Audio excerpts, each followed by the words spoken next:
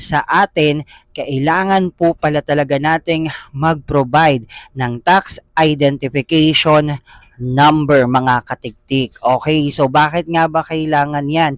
Siyempre, habang palaki po ng palaki ang ating sasahurin or palaki ng palaki yung mga nakukuha nating sahod dito kay Facebook Meta, kailangan po nating mag-report talaga ng ating income sa BIR. Okay, so kailangan po natin yan mga katiktik. Hindi natin masabi sa ngayon okay pa ang ating mga payout account. Okay, dahil nga inilagay natin dyan unemployed. Okay, so once na ngayon tayo kumikita na dito kay Meta, ibig sabihin employed na po tayo. So may kinikita na po tayo.